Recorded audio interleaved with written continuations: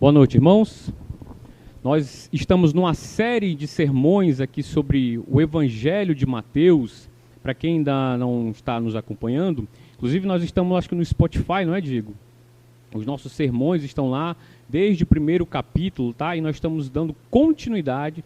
E se o Senhor permitir, nós iremos expor todo o livro de Mateus, tá? Até o final, expositivamente, capítulo a capítulo, perícope a perícope, tá? Se Deus quiser. Peço que os irmãos abram, por gentileza, no livro de Mateus, capítulo 2, Evangelho de Mateus.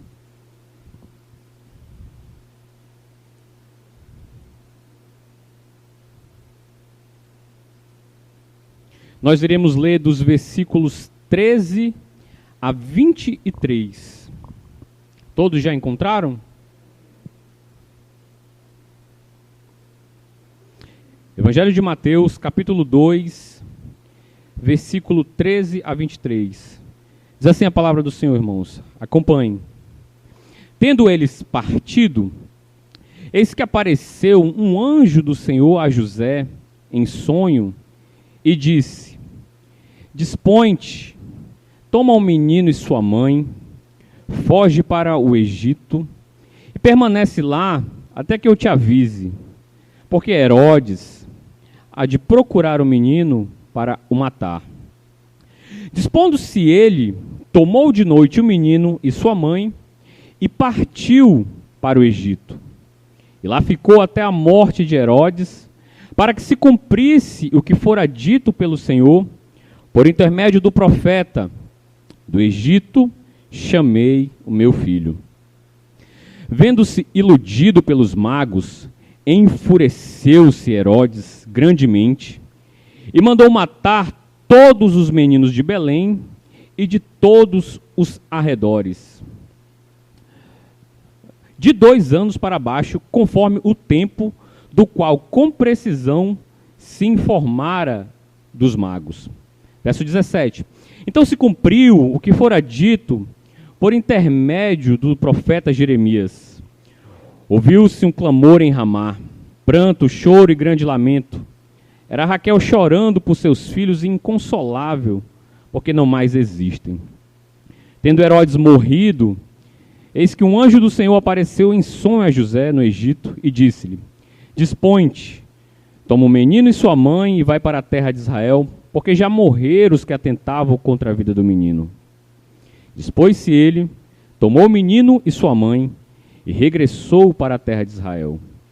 Tendo, porém, ouvido que Arquelau reinava na Judéia em lugar de seu pai Herodes, temeu ir para lá. E por divina advertência, prevenido em sonho, retirou-se para as regiões da Galileia e foi habitar numa cidade chamada Nazaré, para que se cumprisse o que fora dito por intermédio dos profetas: ele será chamado Nazareno. Oremos, meus irmãos. Pai nosso que estás no céu, estamos aqui diante da tua palavra. Dá-nos temor e tremor, Senhor. Dá-nos assistência do teu Espírito Santo para que possamos compreender a tua palavra. Fala aos nossos corações, Senhor. Deixa o nosso coração inquieto, tranquilo, e leva cativo todo o pensamento à obediência do Senhor Jesus Cristo. Que ele seja engrandecido essa noite, Senhor. Oramos em nome do Senhor Jesus Cristo. Amém. Irmãos, só para lembrarmos aqui, nas exposições aqui a respeito do livro de Mateus, nós estamos refletindo continuamente a respeito do objetivo de Mateus ao escrever este evangelho. E qual era o objetivo do evangelista Mateus ao escrever o livro que leva o seu nome, Evangelho segundo Mateus, né? O objetivo de Mateus era mostrar para o povo judeu que Jesus é o rei. Que Jesus, lembra quando o pastor pregou no primeiro capítulo sobre a genealogia de Jesus, mostrando que Jesus tem uma linhagem real, que ele é descendente de Davi, que ele foi nascido de uma virgem em Belém, conforme diz as escrituras hebraicas do Antigo Testamento. E só fazendo uma rápida recapitulação, Na pregação passada, o Diego falou a respeito dos sábios, né? Deus usou os sábios do mundo para ensinar a verdadeira sabedoria àqueles líderes religiosos dos tempos de Jesus. A notícia de que um novo rei apareceu causa alvoroço na cidade de Jerusalém e nos governantes daquela terra. Os magos, os sábios, vão em busca do novo rei para saudá-lo e alegrarem-se com a sua chegada. A chegada desse novo rei desperta alegrias em uns e ódio em outros. É assim que se dá a chegada do rei. No estudo anterior, irmãos, se nós pudéssemos fazer uma comparação, a chegada de Jesus a esse mundo é como se fosse uma invasão que foi prometida há muito tempo. O verdadeiro rei, que é Jesus, tinha desembarcado nessa terra num plano de sabotagem. Ele chegou para derrotar os falsos reis dessa terra. E agora, irmãos, nós iremos embarcar em mais um capítulo da história do Rei Messias, o Senhor Jesus Cristo. Nesse capítulo da vida de Jesus, vemos mais uma vez, irmãos, a presença da intervenção divina. Nós vemos fuga, peregrinação, medo, nós vemos proteção, jogos de poder, insegurança, ambição, violência, dissimulação e choro. Muito choro marca esse período da história do Rei Jesus. Jesus, o príncipe da paz, ainda mal sabe falar ou andar e já é um sem-teto, refugiado, com a cabeça a prêmio no mundo marcado pela guerra. A guerra por poder.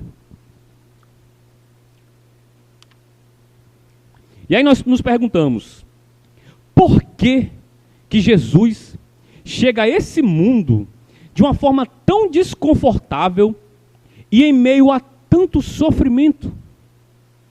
Irmãos, ele é Emanuel, ele é Deus conosco. E não faria sentido ele vir a esse mundo tendo uma vida fácil, enquanto o mundo está em grande dor e sofrimento.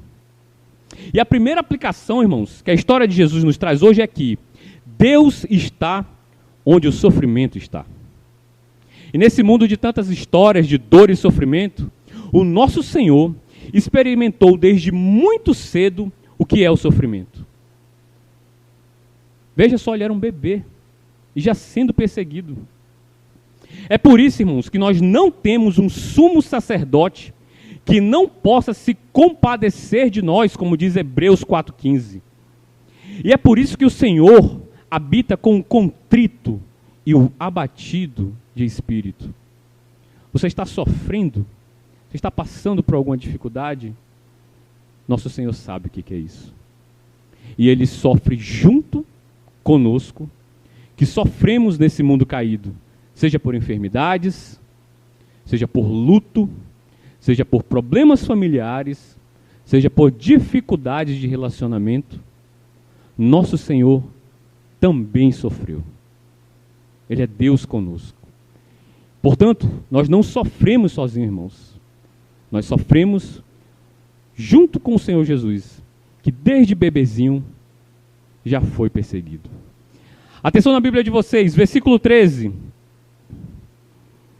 Diz assim: tendo eles partido, eis que um anjo do Senhor, eis que apareceu um anjo do Senhor a José, em sonho, e disse: olha, dispõe-te, toma o menino e a sua mãe e foge para o Egito, e permanece lá até que eu te avise, porque Herodes há de procurar o menino para o matar.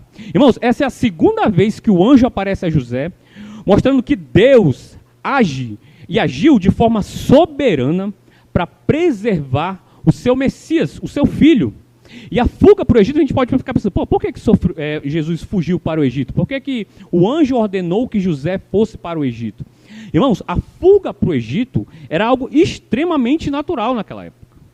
Muito frequentemente, nos séculos antes que precederam a vinda de Jesus, quando os judeus enfrentavam algum perigo, ou tirania, ou perseguição, que tornava a vida deles mais difícil, eles se exilavam no Egito. O resultado disso foi que em cada cidade egípcia havia muitos judeus. Muitos judeus. Inclusive na cidade de Alexandria, estima-se que havia mais ou menos 1 milhão de judeus. Olha quantos judeus haviam ali. Então, assim, quando José fosse com a sua família para lá, ele não estaria de todo desamparado, porque haveriam conterrâneos dele ali. Haveriam outros judeus para que ele pudesse até ser ajudado, auxiliado, né? E por que era para o Egito também? Porque o Egito ficava distante de Jerusalém. Os estudiosos dizem que o Egito ficava a mais ou menos 280 quilômetros de distância de Jerusalém e estava fora da jurisdição de Herodes. Portanto, esse era um lugar em que a Sagrada Família poderia ficar até a morte de Herodes. Herodes não tinha como entrar no Egito e sair matando os pequeninos. Lá eles estariam protegidos.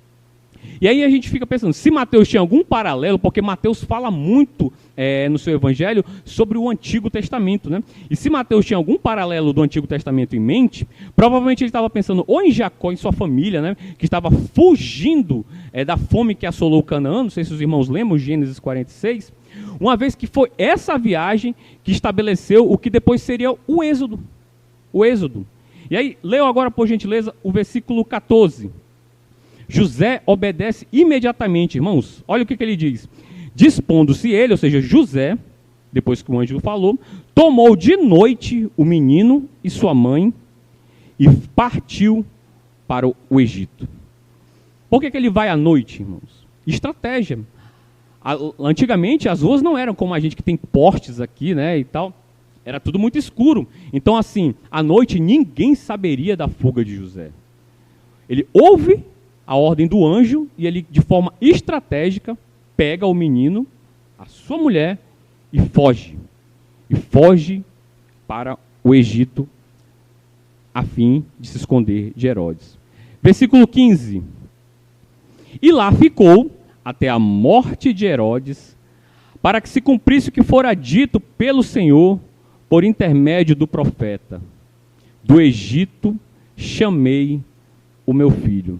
Irmãos, aqui é interessante porque Mateus faz uma citação de um texto de Oséias, no capítulo 11, né?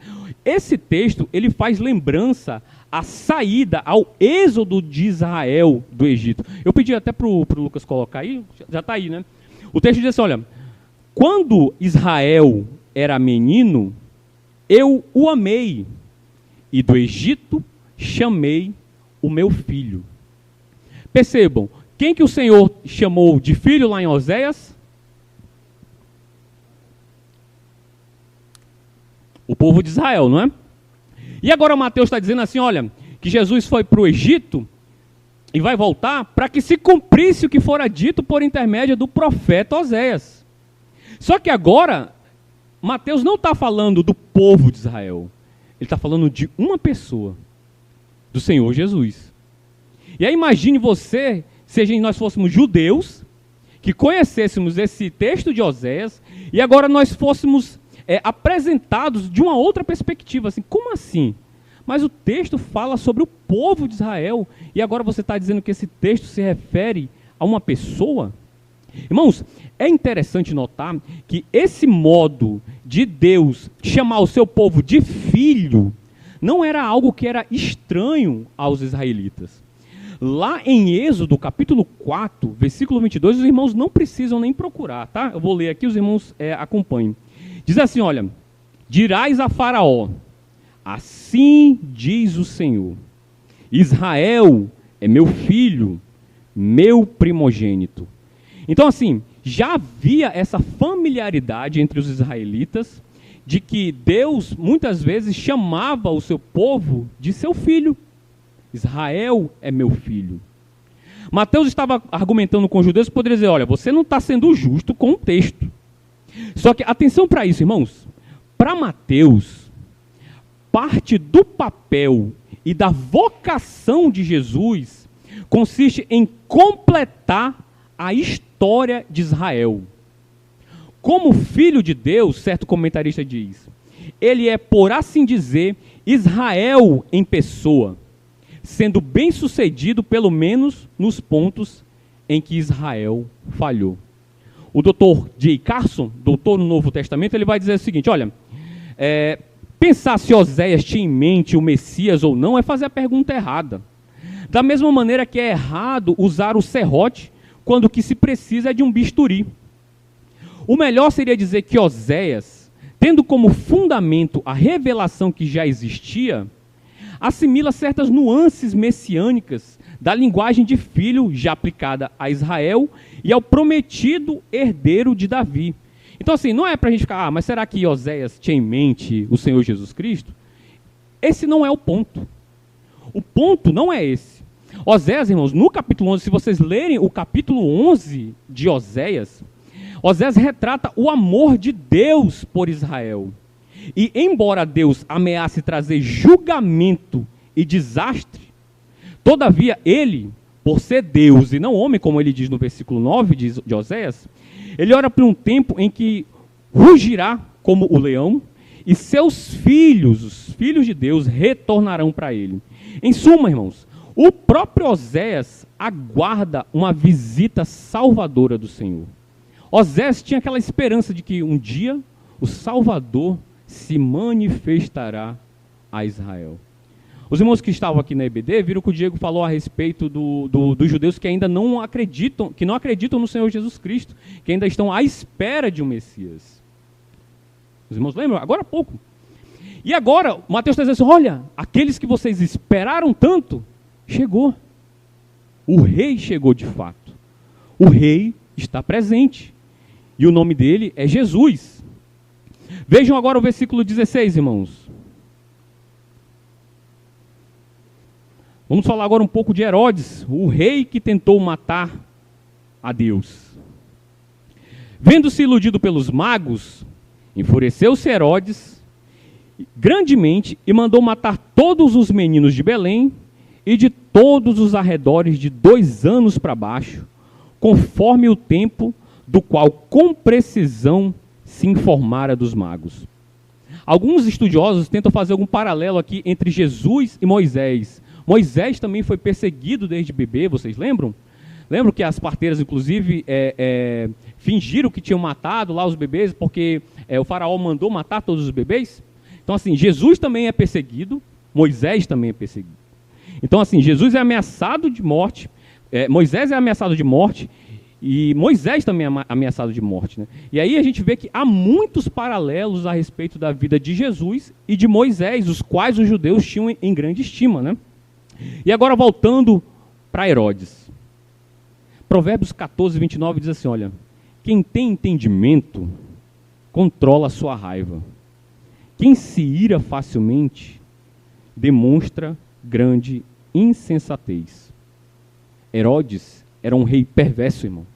Completamente paranoico. Amava o poder acima de qualquer coisa. Herodes havia sido nomeado rei da Judéia por volta do ano 37 ali antes de Cristo pelo Império Romano.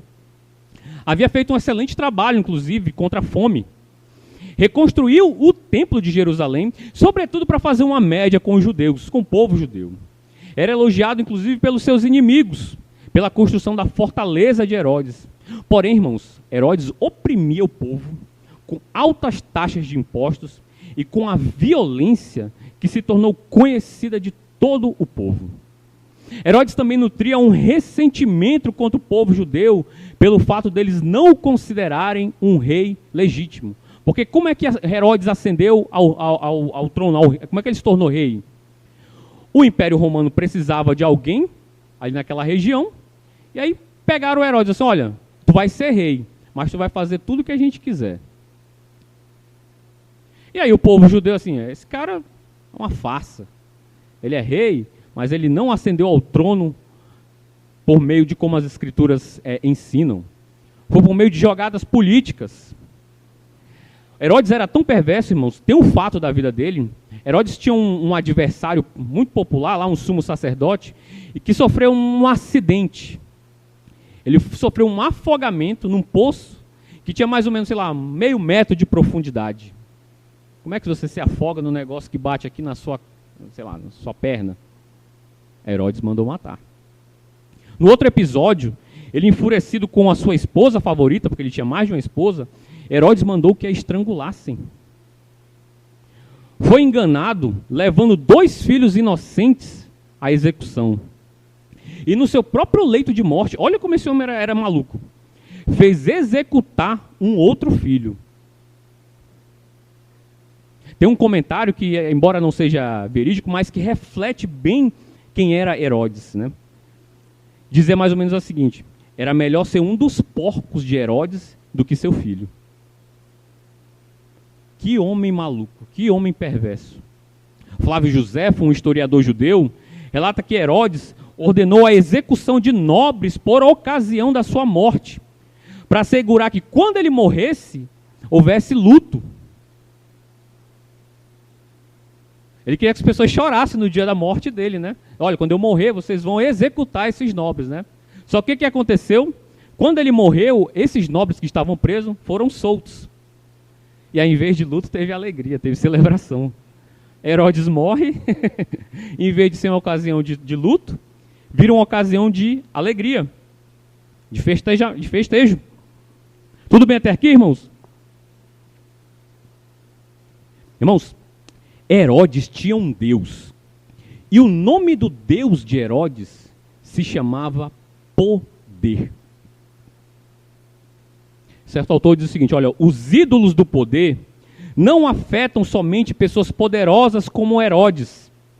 Nós também podemos ser afetados pelo desejo de ter poder acima de tudo.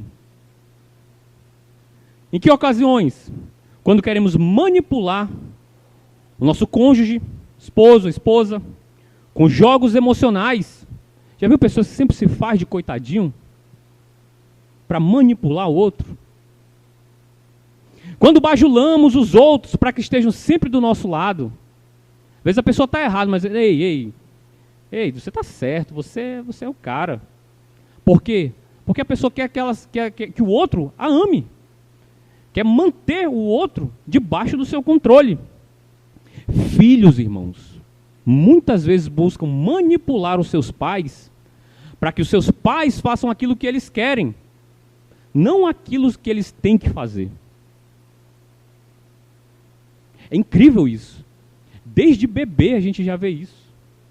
O Léo, às vezes, se a gente não faz algo que ele quer, ele chora, ele esperneia, até a gente fazer. Quem que ensina? Ninguém. É o pecado. Impressionante.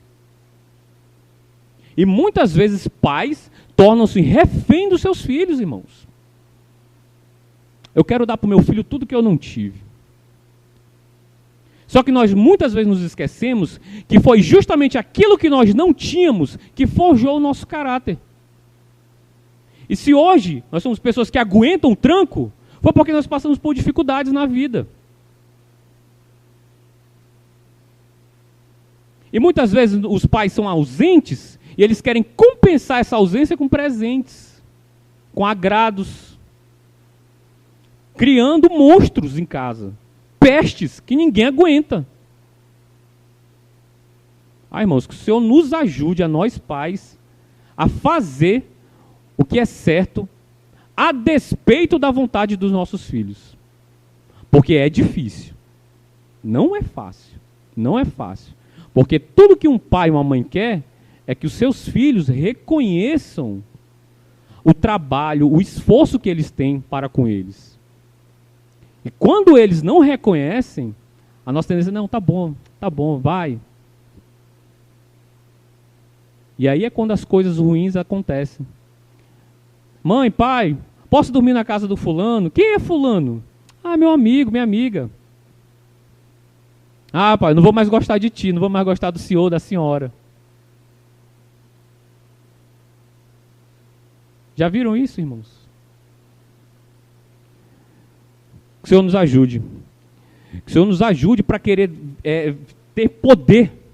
Viver em função de ter poder sobre o outro, irmãos. Líderes religiosos podem desejar manter-se no poder, sendo seletivo nas suas preferências, fazendo acepção de pessoas, eliminando qualquer tipo de ideia que ele considere uma ameaça ao seu protagonismo.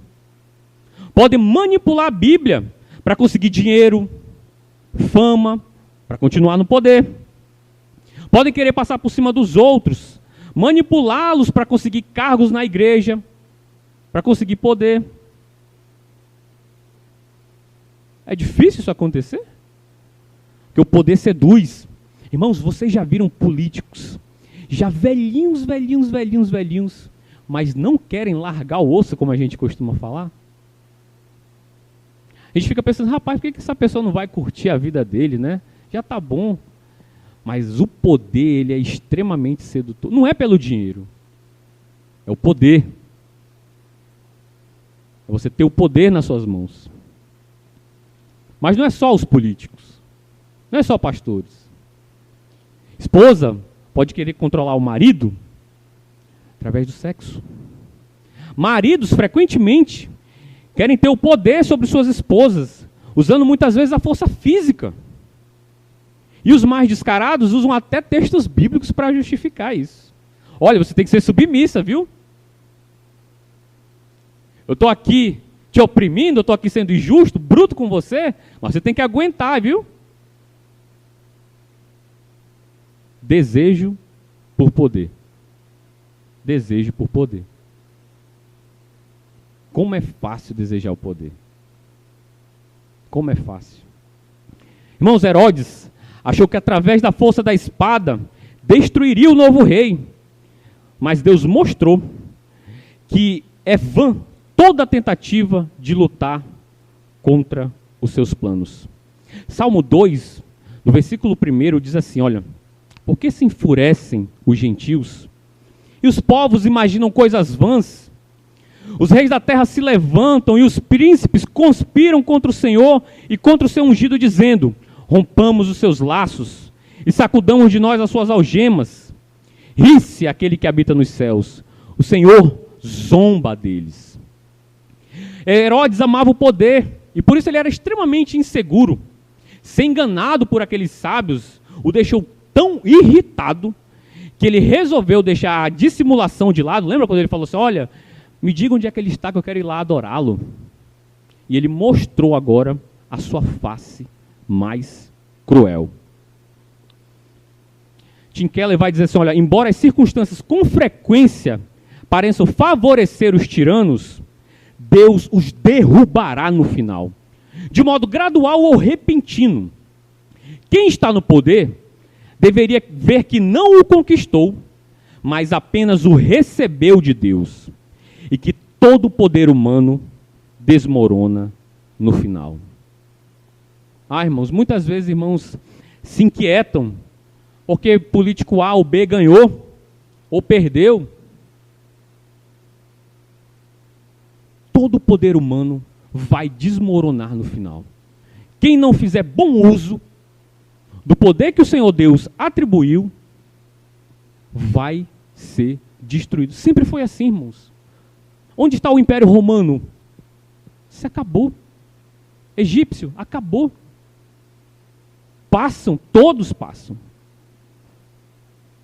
No Salmos 2, no versículo 5, diz assim, ó, na sua ira, a seu tempo, lhes há de falar, e no seu furor os confundirá. Não devemos nos inquietar, irmãos, com governantes perversos. Vocês veem lá na China, na Coreia do Norte, verdadeiros ditadores, vão passar. Por mais que vivam 80, 100 anos, vão morrer. Todos morrem. Todos morrem. Herodes passou também. Se tornou só mais um na história. Herodes é o símbolo do mundo que ama o poder, o controle, a vantagem. E que, se necessário, vende a própria alma para alcançar status e permanecer no poder. E Herodes era o homem que queria se ver livre de Deus. C.S. Lewis vai dizer o seguinte, olha, a vida natural de cada um de nós é uma coisa egocêntrica, voltada para si, que quer ser paparicada, admirada, quer tirar vantagem das outras vidas e usar para o seu proveito o universo inteiro.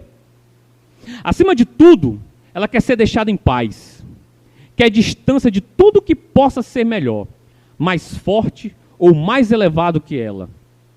Tudo que possa revelar a sua pequenez. tem medo da luz e do ar fresco do mundo espiritual. Da mesma forma que as pessoas que foram criadas sem higiene não gostam de tomar banho. No sentido, ela tem toda a razão, pois sabe que se cair nas garras da vida espiritual, seu egocentrismo e sua vontade própria serão exterminados. Assim, luta com unhas e dentes para que isso não aconteça. Herodes, o rei que queria ver-se livre de Deus. Só que não é só Herodes, irmãos. Todo descrente, ele tem aversão por Jesus Cristo. Aversão por Jesus Cristo. Vocês já viram como é difícil trazer algum visitante aqui para a igreja?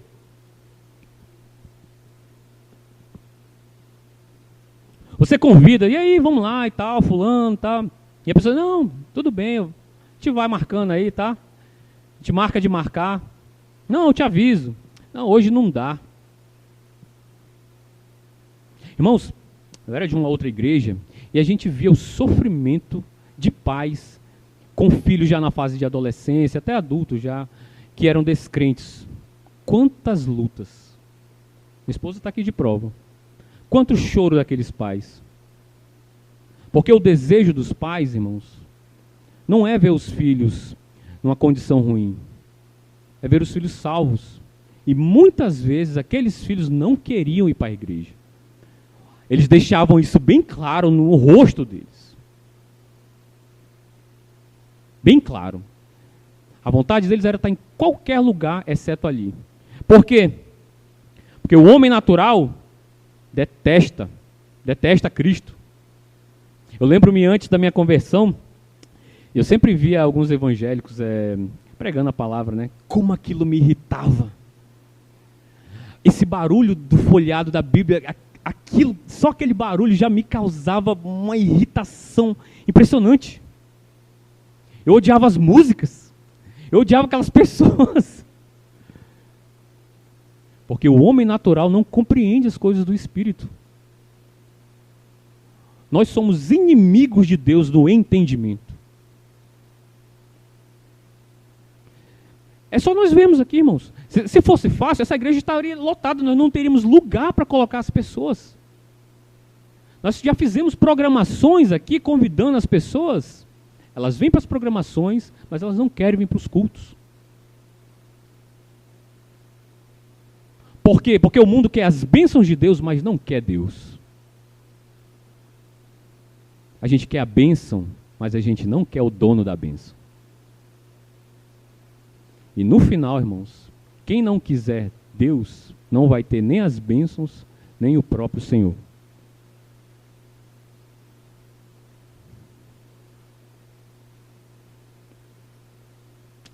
Verso 18, 17 e 18, irmãos. Então se cumpriu o que fora dito por intermédio do profeta Jeremias. Ouviu-se um clamor em Ramá, pranto, choro e grande lamento. Era Raquel chorando por seus filhos, inconsolável, porque não mais existem. Mateus agora aqui usa um trecho do livro de Jeremias, irmãos. Jeremias capítulo 31. E Jeremias usa aqui uma linguagem simbólica para dizer que Raquel chora no túmulo porque os seus filhos, os seus descendentes, não existem mais. Ou seja, eles foram removidos da sua terra e indo para o exílio já não são mais uma nação. Irmãos, só para exemplificar, é a mesma coisa de que nós aqui, amazonenses, de repente fôssemos invadidos, sei lá, pelos paraenses.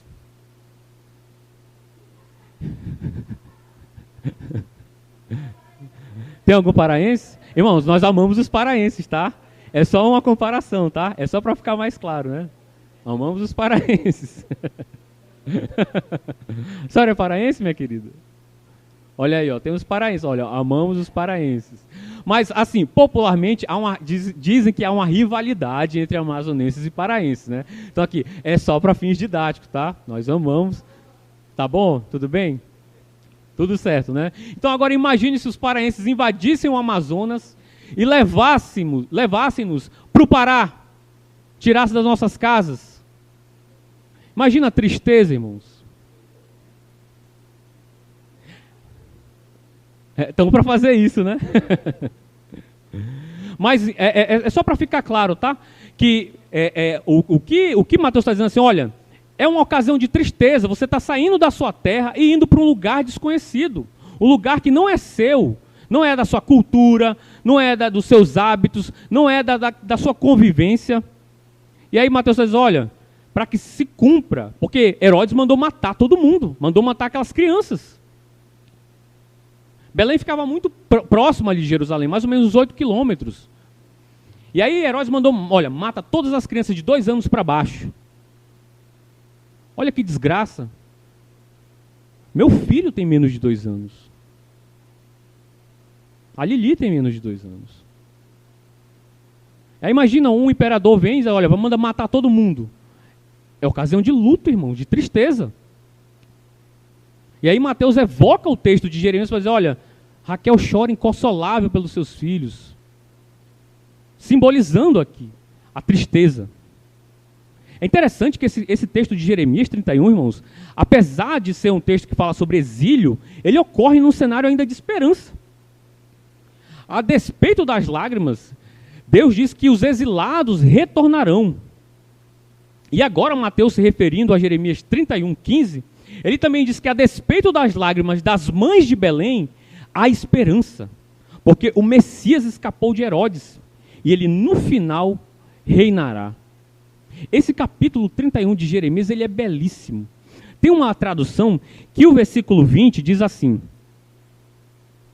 Jeremias 31, 20 diz assim. Efraim é um nome que Deus muitas vezes chama Israel, tá? Efraim é meu filho amado. Meu filho em quem tenho prazer. Toda vez que menciono o seu nome, meu coração bate de saudade. Tudo em mim grita por ele. Com amor e carinho, espero por ele. É o decreto do Eterno. Então, irmãos, ainda que haja dor e sofrimento, ainda que haja angústias, o Senhor ama o seu povo. Mesmo quando esse povo é rebelde.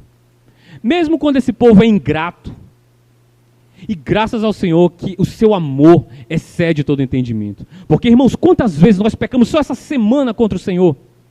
Imagine se o Senhor nos tratasse de acordo com os nossos pecados. Essa congregação estaria vazia, a começar por mim. Porque muitas vezes nós pecamos contra o Senhor e nem mesmo nos damos conta disso. Mas o Senhor, por seu amor, o amor do Senhor comove as entranhas do Senhor. Isso é impressionante.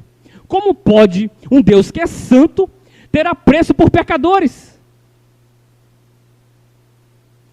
Orgulhosos, invejosos, cheios de problemas. Mas é porque Ele é amor também. E Ele ama demonstrar o seu amor. Ele ama demonstrar o seu amor. E Ele diz que mesmo em meio ao sofrimento, irmãos, Ele cuida de nós. Ele cuida de nós. Verso 19, irmãos.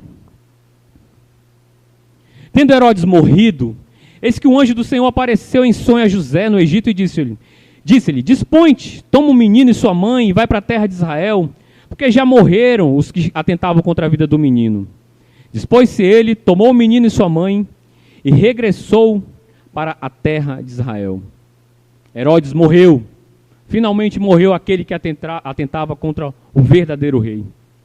Flávio Joséfo, ele descreve Herodes, essa doença de Herodes, como uma doença que era insuportável. É interessante, irmãos, eu fui pesquisar no Google sobre o que era essa doença de Herodes, e pelo que era descrito, chama-se gangrena de Fournier. Eu não recomendo vocês pesquisarem isso, porque as imagens são extremamente feias. Extremamente feias. Imagine alguém com a barriga aberta, cheio de úlceras, de feridas. Provavelmente ele tinha dores fortes por conta de dores nos rins. Quem já teve aqui cálculo renal sabe que as dores são absurdas. E provavelmente ele sofreu a vida toda com depressão e paranoia. Sintomas esses, inclusive, presentes no neto dele. Inclusive, quando se fala do neto dele, historicamente diziam que quando ele morreu era possível ver vermes na barriga do neto dele. Então perceba, de que adiantou toda aquela força, né, para ter poder, para destruir o rei, no final ele morreu. E uma morte terrível. Terrível. Então, irmãos, ninguém é capaz de destruir o nosso Senhor. E é por isso que a igreja do Senhor também vai permanecer até o final. Porque as portas do inferno não podem prevalecer contra a igreja. O Senhor preserva o seu povo. Porque Ele mesmo venceu todos os seus inimigos. Verso 22. Caminhando para o final. Tendo, porém, ouvido que Arquelau reinava na Judéia em lugar de seu pai Herodes, temeu ir para lá. E por divina advertência, prevenido em sonho, retirou-se para as regiões da Galiléia e foi habitar numa cidade chamada Nazaré, para que se cumprisse o que fora dito por intermédio dos profetas. Ele será chamado Nazareno. Irmãos, aqui, que é o seguinte, não existe um texto do Antigo Testamento em que diga que o Senhor Jesus Cristo ia morar em Nazaré. Não tem essa passagem. Mas o que acontece? Olha, Nazaré, em primeiro lugar, era um lugar desprezado. Lembra quando Natanael fala assim, olha, pode vir alguma coisa boa de Nazaré? Então assim, Nazaré era um lugar que era desprezado até mesmo por outros galileus. Lá em Nazaré, Jesus cresceu não como o cara de Belém, mas como o nazareno, com toda a desonra e zombaria e desprezo que aquilo representava. Lá em Atos, quando os cristãos são mencionados como a seita dos nazarenos, lá em Atos 24, a expressão, irmãos, tem a intenção de ofender. De ofender, olha aí os nazarenos aí, ó. Os nazarenos aí. A intenção era ofender. Os leitores cristãos ali do primeiro século de Mateus, que já haviam provado ali a sua cota de escárnio, eles logo entenderiam o ponto de Mateus. Mateus não estava dizendo que um profeta específico do Antigo Testamento predisse que Jesus viveria em Nazaré.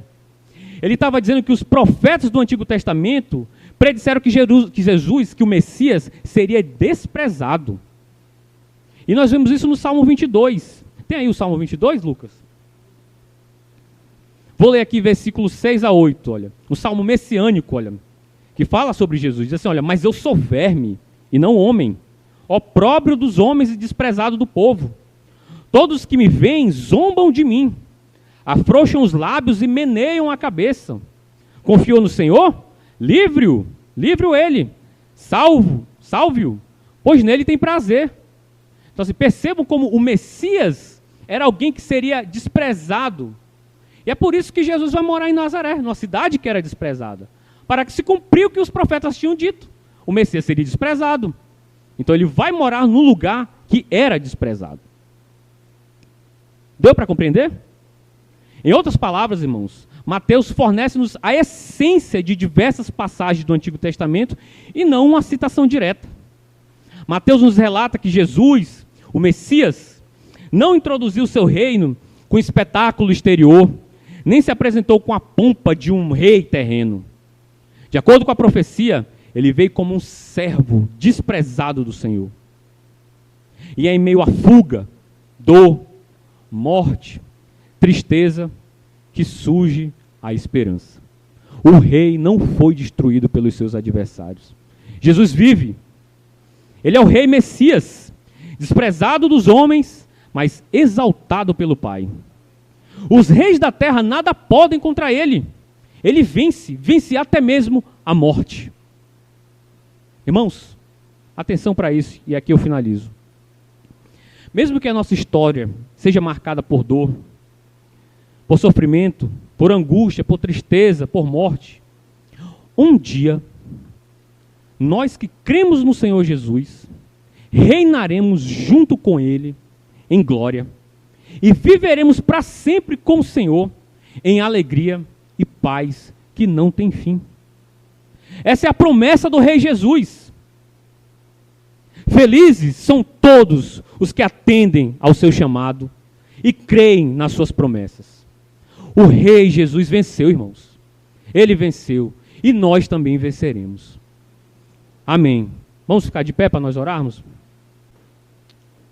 Pai nosso, Pai que estás no céu, santo é o teu nome.